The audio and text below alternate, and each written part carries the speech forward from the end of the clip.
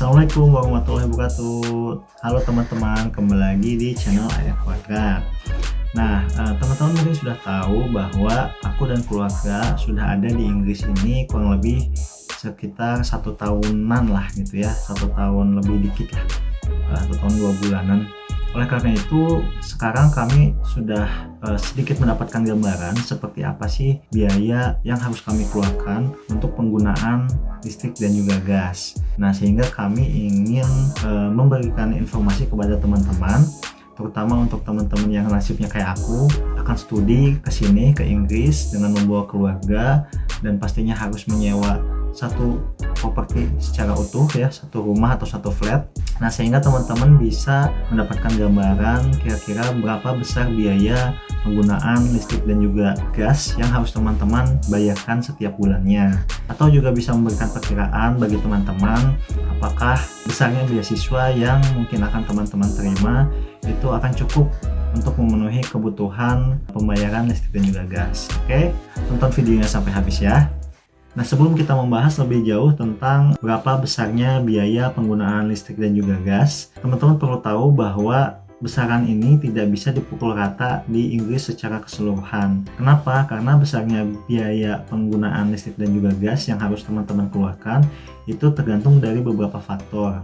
Yang pertama adalah perusahaan penyedia. Di Inggris ini terdapat beberapa perusahaan pengelola listrik dan juga gasnya, atau biasa kita sebut sebagai provider. Besaran biayanya itu nanti akan tergantung dari provider apa yang akan teman-teman gunakan. Nah, kalau aku pribadi di sini aku menggunakan provider SSE. Kenapa? Karena pada saat pertama kali datang ke rumah ini, pemilik sebelumnya atau penyewa sebelumnya menggunakan SSE sebagai provider untuk listrik dan juga gas. Nah, sehingga waktu itu karena pertama kali datang dan belum terlalu hafal gitu ya mana provider yang terbaik, jadi lebih baik aja nerusin dari provider yang sebelumnya biar nggak perlu repot lagi ngurus apapun administrasi. Cukup memberitahu bahwa kita baru pindah ke rumah ini, dan itu bisa dilakukan secara online.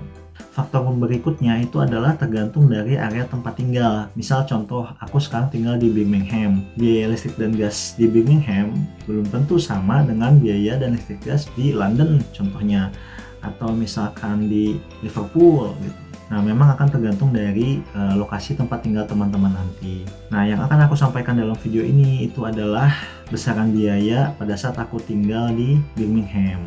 Faktor lainnya itu adalah EPC rating. EPC itu kepanjangan dari Energy Performance Certificate, di mana nanti di dalam sertifikat tersebut itu dicantumkan bagaimana tingkat efisiensi dari penggunaan energi yang ada di rumah tersebut. Nah, sehingga pada saat teman-teman mau menyewa tempat tinggal itu memang perlu teman-teman ketahui bagaimana EPC rating properti tersebut. EPC rating itu rentangnya mulai dari A sampai juga G. A itu berarti dia yang paling efisien, G yang paling tidak efisien. Semakin tinggi EPC ratingnya atau ke A, itu berarti teman-teman akan menggunakan jumlah listrik dan juga gas yang lebih sedikit untuk mendapatkan energi yang sama gitu.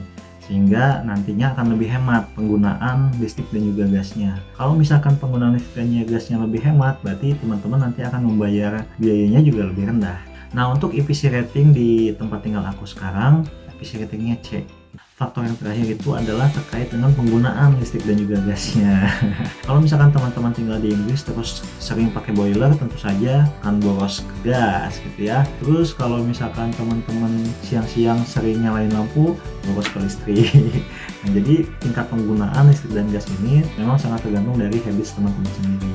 Apakah bisa menghemat listrik dan gas atau tidak. Untuk mekanisme pembayarannya, pembayaran dilakukan per bulan. Kemudian untuk metode pembayarannya itu direct debit dan juga transfer apabila bills kita ternyata melebihi dari jumlah biaya yang kita bayarkan selama direct debit.